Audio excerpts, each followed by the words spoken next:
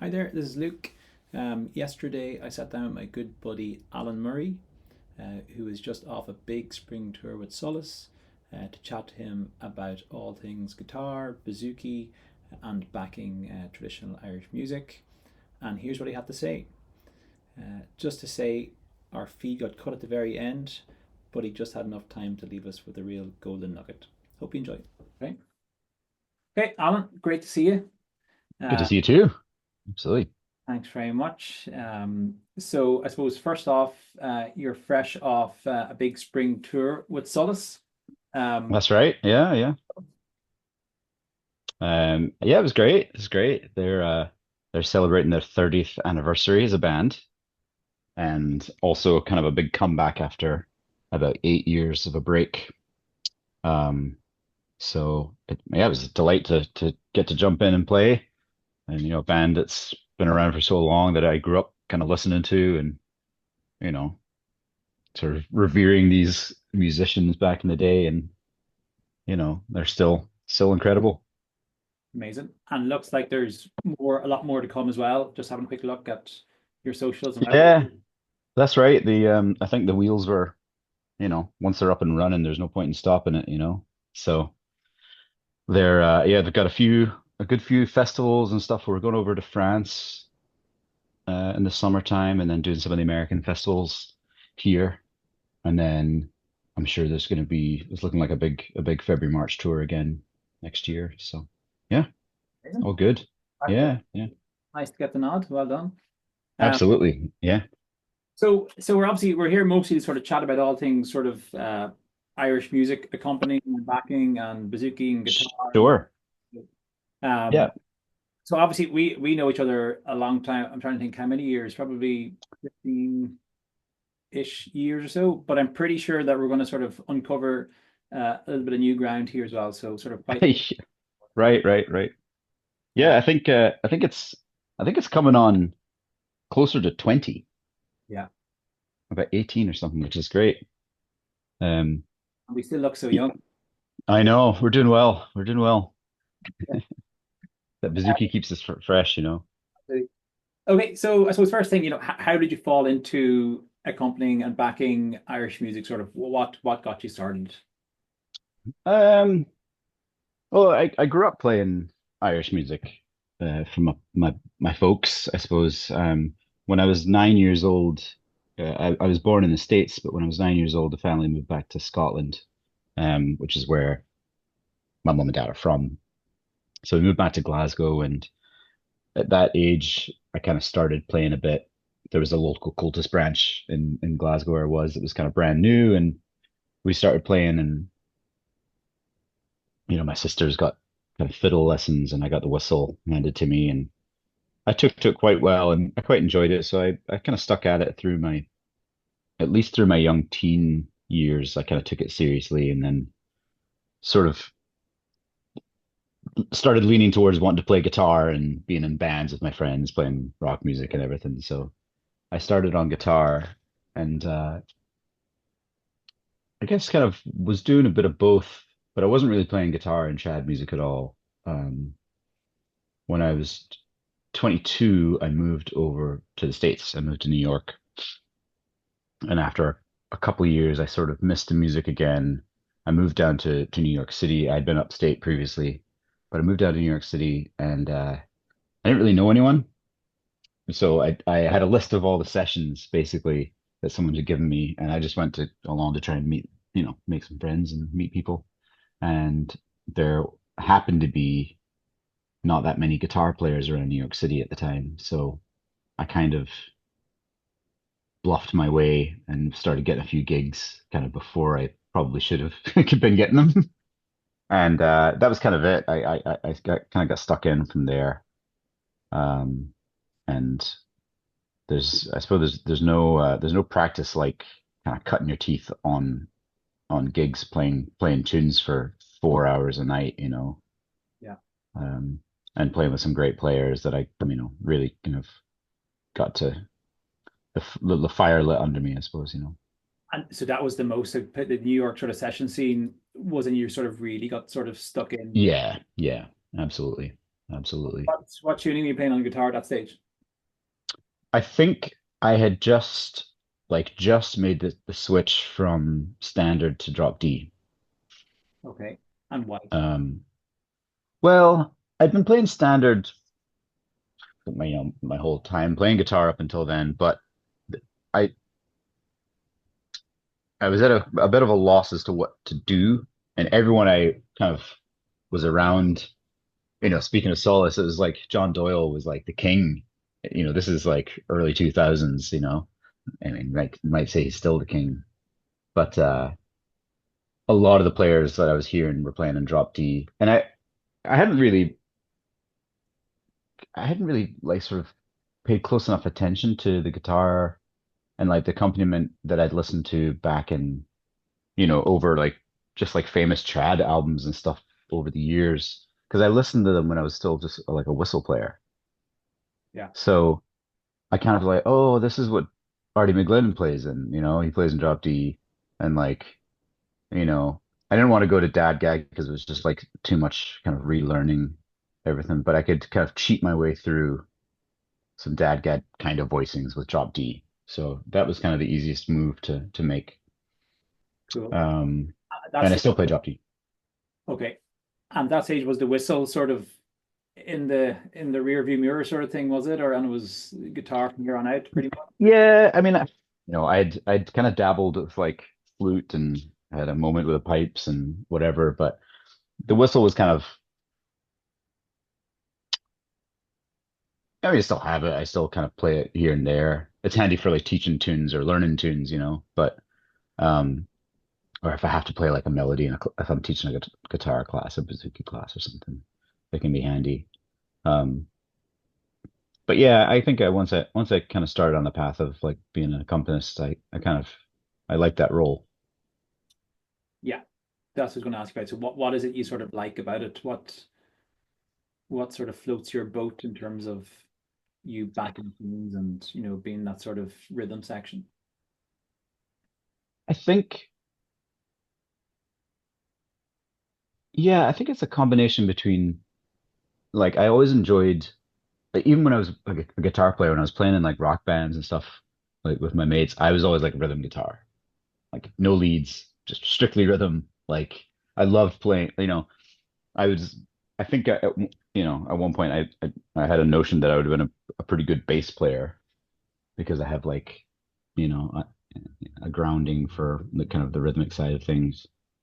Um, and as an accompanist in Irish music, like you have there's kind of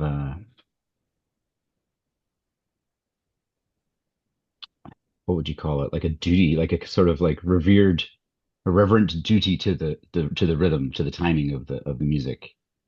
And I think I was just so sick of hearing a lot of people doing it badly and missing the points of it. So I was like, I got really hyper focused on it and like wanting to like lock in my rhythmic kind of sensibilities.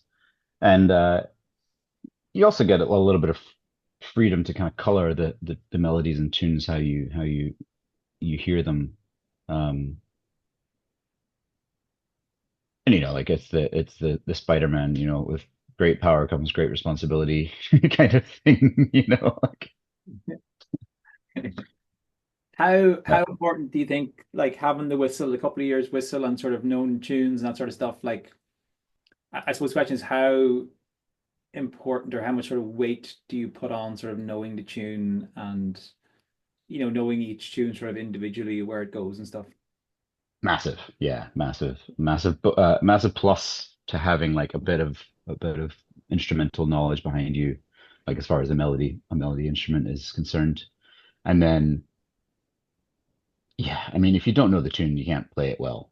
You're never gonna be like you might be able to play through it and kind of busk your way through it, but you're never gonna have an intimate relationship with a tune if you don't know it, right? It's like, if you hear a tune for the first time, it's like a first date, If you only talk about yourself and don't ask questions, you're never going to get to know them.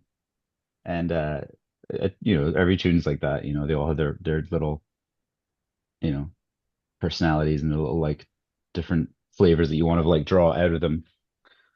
Um, Yeah, no, absolutely. Um, so here's a question for you. So just say you go back in time, you walk into a bar in New York City 20 mhm. or whatever, and you see a 23-year-old Alan Murray, and Oh yeah. he is the linchpin of the session, and he's got three or four melody players cranking out tunes. Oh God. What do you think, what do you think of it would be like, or how different now than what you done 20 years ago, say? I'm sure it would be just a cringe fest, you know. I'd say my my playing and my sort of choices would be very different now, maybe. Um, I mean, I had a lot of fun then, of course, and I don't think I stepped on too many toes or anything, but you're supposed to get better as you go, as you grow up and Yeah. get older. You get your tastes sort of refine a bit. Um, there's a lot of there's a lot of ego attached to um, youth, I suppose. And like, you know, when you think you're doing great and can do no wrong, you're probably going to play the worst you are, or the worst you can. Yeah. But And do you think as you've got older, it's been a sort of a less is more approach? Is that sort of fair to say? quite often, yes.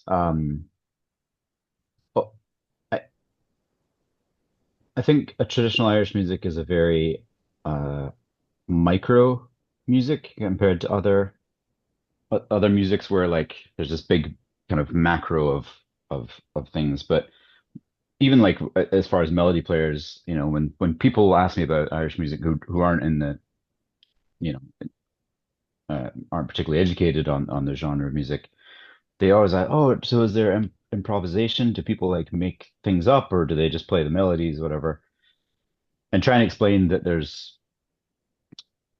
not like no one's taking solos or like a big, these big interpretive parts, but the the sort of the personality comes out and the sort of improvisation comes out in the tiny tiny bits, like the tiny embellishments and the tiny bits of ornamentation and things like that. And I think if you don't uh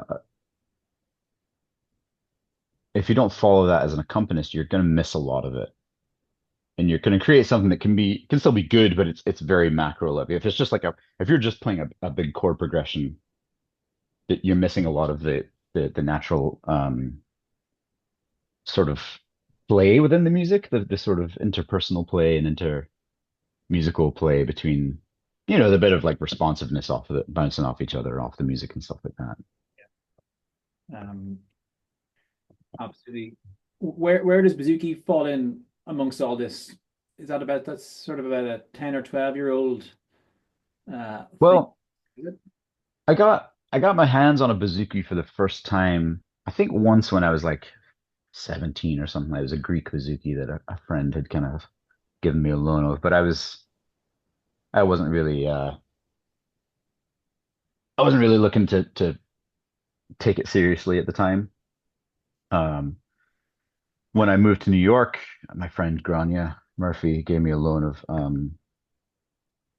like a cheap and cheerful um, instrument that I started to play on a little bit. I wouldn't say seriously, but definitely like got a little bit of sort of a taste for it. And I eventually ordered a bouzouki to be made from a builder in the States. And I had that for a few years. It wasn't an instrument that really suited me. Um, and then, but I was making some headway on it. And then, this young hotshot from Ireland talked me into buying a Joe Foley bouzouki. So I got one Mhm. from Joe, and that was probably my first like instrument that suited me quite well. And kind of, it still wasn't the ideal instrument for me, so I've moved on to other things. But yeah, yeah, that was kind of like I think honestly, it might have been yourself really that kind of got me into taking it more seriously as an instrument. Um, it was And funny coming at it as a guitar player. Sorry to interrupt you. Um, no, it was just because that was sort of the question of, how do you approach things differently if you sit down Mhm, and play, exactly the same piece of music with the same people on guitar or bouzouki? mhm. Do you approach things sort of the same way, or um, it's just intrinsic differences in the instruments that sort of lend themselves to different things, or Yeah. Well, a couple of funny things regarding this. Like, I sort of had an idea that because I already played guitar, I didn't have to or want to play guitar bouzouki like I play guitar, right? So I never wanted to be like like strummy bouzouki player and like playing the big kind of choppy chords because I already had that on the guitar. So I was like, I might as well do something that's got a different flavor to it. So I guess maybe like sort of a version of like the sort of lighter, picky stuff that Don Lunny would do. You know, obviously Alec Finn, you know, is kind of the king of the kind of counterpoint and bouncy kind of style. But you know, it's a different flavor again because it's on the Greek bouzouki with only three courses or whatever. But like I wanted to do that sort of in between melody and rhythm stuff on the bouzouki. Now, what was funny was somewhere like along that time was when I first had to record guitar and bouzouki. I remember it was on someone's album. They wanted me to put down stuff, and I'd never thought about this before and didn't really notice, but my guitar playing and bouzouki playing were completely incompatible with each other.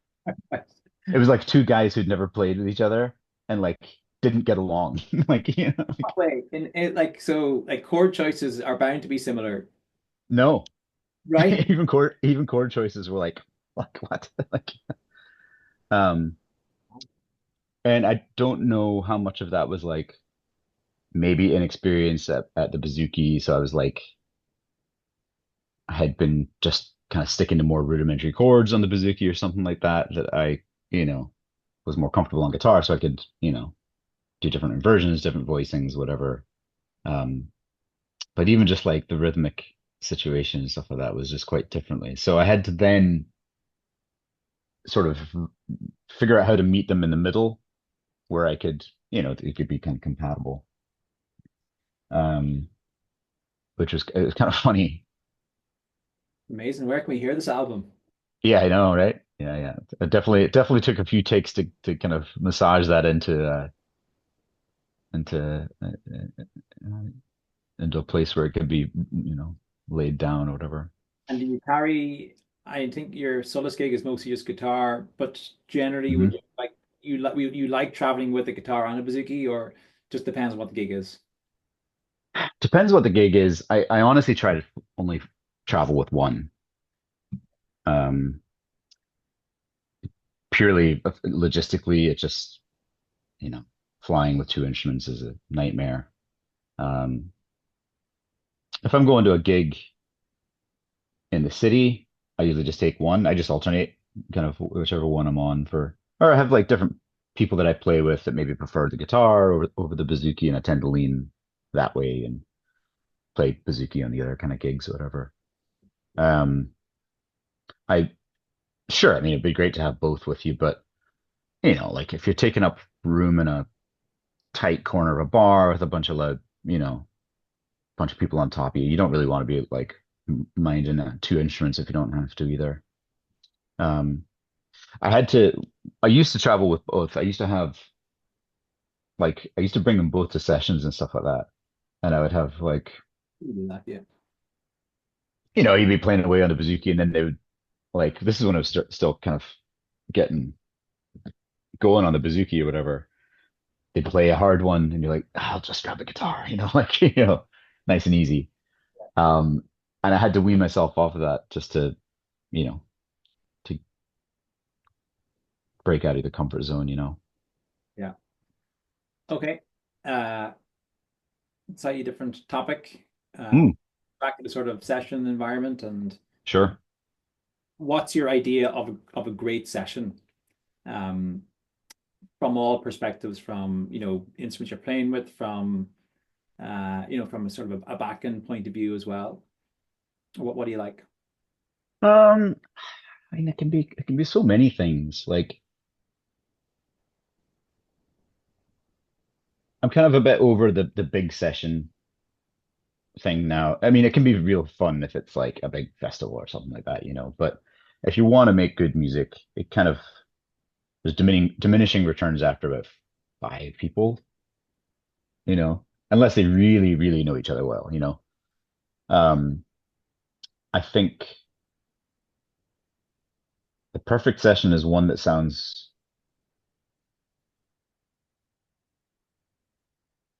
really good whether I'm in it or not. Yeah. Um, it's one thing I tell students of mine, if like when you're thinking about, dying to jump into a session or something like that, it is like, am I adding anything to this?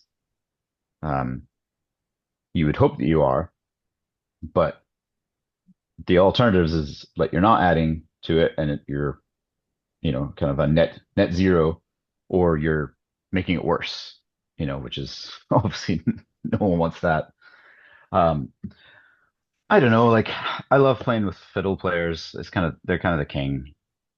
Um, I play a lot with pipers. Around New York, there aren't that many sort of banjos and accordions these days. Um, or flute players, actually, not too many. Um, I still play good with some, friends of mine are, been pals with for 20 years and, great flute pipes players, fiddle players. So honestly, most of the times the sessions that you enjoy the most are just ones with your friends that you're closest to, that you know them personally, you know their repertoire, you're comfortable, you know. How many That's all. how many bouzouki or guitars, Um, how many is too many? or is there such thing as too many guitars or To bouzouki? to own? No. No, no, To no, in the have session, in the session. to have it one time. Um, it's all dependent on if they can play with each other well or not. Um, typically I'm fine with one, you know. Um, I think if you're gonna have two of anything, a guitar and a bouzouki can work. If you're gonna have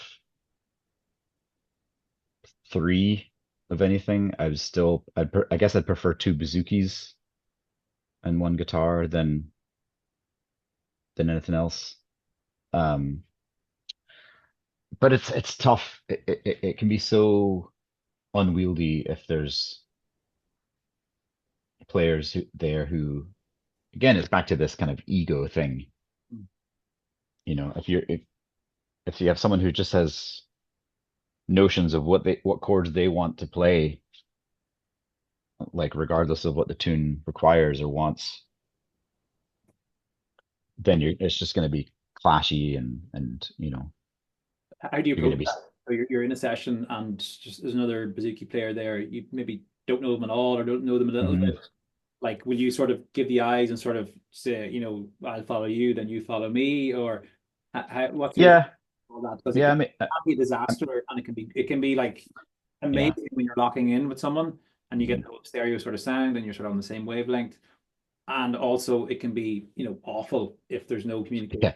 We're playing different rhythms. It's Yeah, yeah. I mean, it's always kind of surprising to me when you have someone who's obviously a good player and they're just like have no interest in like eye contact or communication or like whatever, or just like no interest in adjusting themselves to to maybe the situation a bit better. Um, I think there's the only way you can really approach it is to try and, if you're lucky enough to be able to sit near them and kind of chat a wee bit. It's like, oh, like, I'll try and follow you or whatever, and Yeah. you know. But there's also kind of it can be kind of just hitting your head against the wall, you know. The only way to really build on that is like there's a lot of players who can communicate a wee bit with like Nashville chord system kind of thing, just like 1 1 4 5 6 2 whatever. Um, and that can help a lot. Um, but again, if they don't know it, they don't know it. Yeah. And you might be like, oh, I'll go to the G chord, but if they don't know what the G chord is, like So I thought you were saying you're going to go to the bar. yeah, go to the bar. Well, that's the other thing. I mean, like that's that comes to the idea of like, am I adding to this? Do they need another bouzouki player? If this one has it covered, just because they're not doing what I want to hear, what I want to do, Yeah. doesn't mean that might not mean it's bad, but then in which case, like, am I needed at all? Yeah. Yeah. No, I mean, absolutely. there's a lot of, other questions like I want to hang out with my mates. All my mates are sitting playing, like I want to be like, in amongst it, whatever. But Yeah.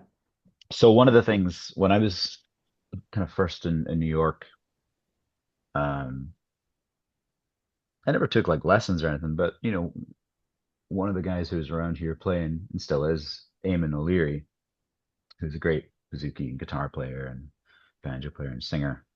Um, he he'd always chat in like the Nashville like 1 4 5 kind of number system, and it was just casual, like it wasn't like all night long, but like we'll try the four at the top, and he's like, oh, okay, yeah, and you catch along, and at least around New York, like all of the guitar players and bouzouki players all know how to communicate in that language. So like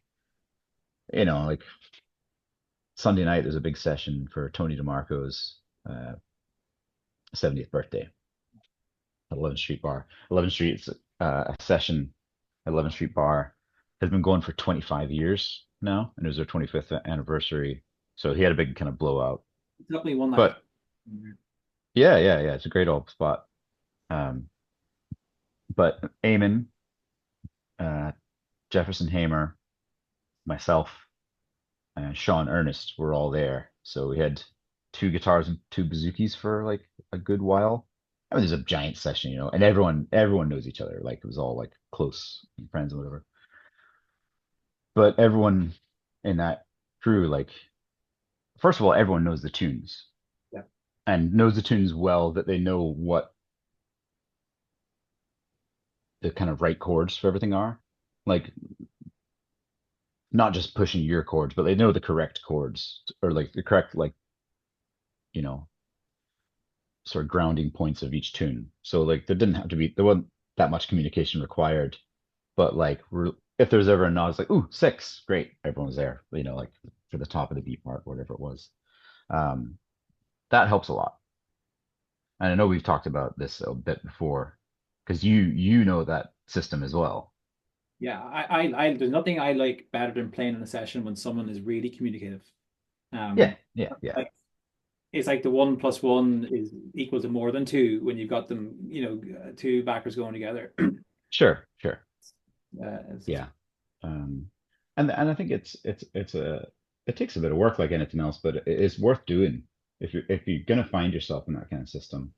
Um, I tell my like students and stuff like that, if you live in you live in a place where there might only be a few sessions available to you and you're stuck with like someone who doesn't really mesh with your playing very well, like you should get on board like that and have a group like discussion about that and try and get on the same page because it'll only help you.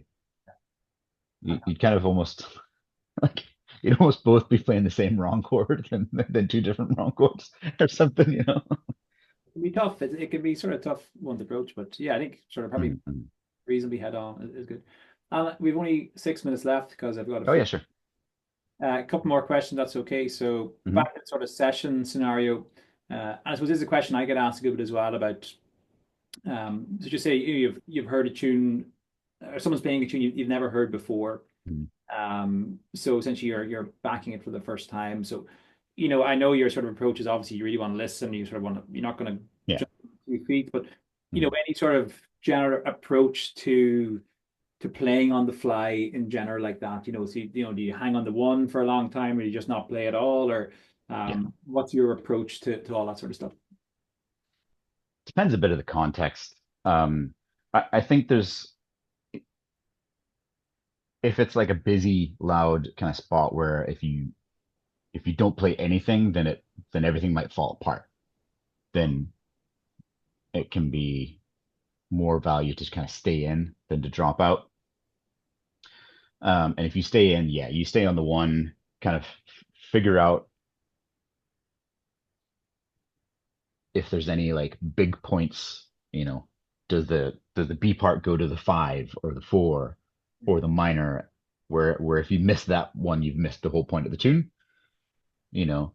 And then are there any kind of hooks that you can grab onto that's like, ooh, that's a 5/4, it's not a 4/5. Okay, let me like remember that for the next part or whatever. Obviously, if there's big moves like syncopation or something like that that you can't predict. Yeah. And the likes of the example going for example, going to five in the second part. So just say we're in Hmm. D going to A. Hmm. Like how have you picked that up? How, like, is that just practice? Is it being in sessions? Is it sort of knowing the tunes? Like Yeah, I what's mean, it's just experience. Your ear has to be experienced with hearing those. So like whatever you want to call ear training. I mean, for us, it's not like I'm doing exercises all the time. I'm just listening to tunes all the time, and I have thousands of tunes in my head at any given time. Um, so you're hearing for familiar patterns, like almost every tune. I mean, these aren't complicated melodies for the most part in this tradition. So if you've heard one that's already dropping breadcrumbs for, you know, if you know like the Mountain Road and the Silver Spear and the key of D major, you already have a line of breadcrumbs for other reels in D major. They're not going to be the same, but like you have hints, you know, yeah, you know that you're first of all, you know what your 1/4/5 and your minor six is. You're in the same key, you're in the key of D. So like that's the four chords you're going to choose from first of all. And bouzouki is great because you don't have to play full chords. You can play a single note to kind of catch on. And if you play a single note, hint like say you're playing a D and you're not sure if they're going to the four or the five, or if they're going to a G or going to the A. If you play one note of that, you're not causing a train wreck. You're kind of sneaking in. You're stepping a toe in the water, and if it's wrong, you can pull it right back out. yeah.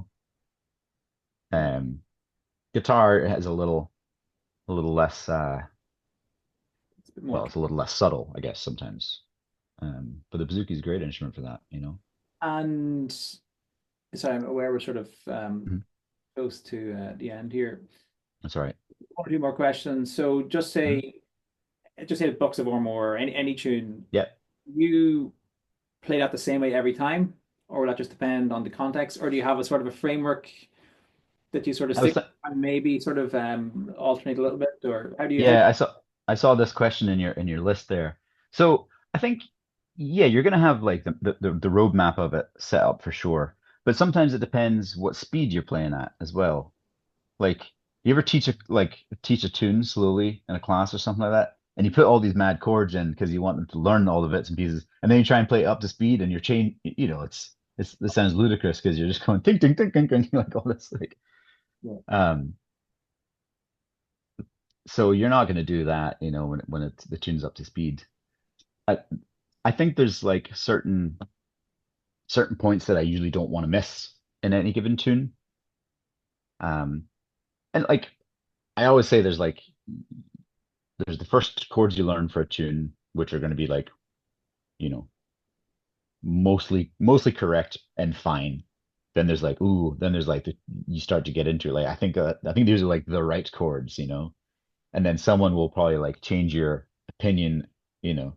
I think you probably do this as much as I do, but like a tune you've been playing for years and you hear someone else play and you're like, whoa, I never thought about that chord. That's great. And then you're like, that makes that makes the next chord even better or whatever it is, So you might tweak it as your time, with the tune goes on over the years or whatever. Um,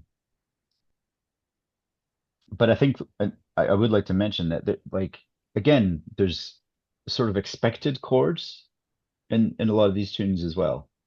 And if you don't play those ones, then you're kind of doing the tune a disservice and the other players around you a disservice if they're expecting to hear certain chord progressions or whatever in these chords, or in these tunes. And any golden nuggets for anyone who's sort of taken up bouzouki or guitar or interested in sort of, back in the company tunes in like 20 seconds? Do your homework, do a lot of listening, um, and don't ever sideline your rhythm for anything. Like your rhythm is more important than anything else. You can play one, two, or three chords Yeah. and with great rhythm, and you'll be considered a great player. You can have all the chords, all the shapes in the world. If you don't have any rhythm, you'll never get a gig. And there you have it. What a way to end. Thanks so much to Alan. I hope you all enjoyed and see you soon.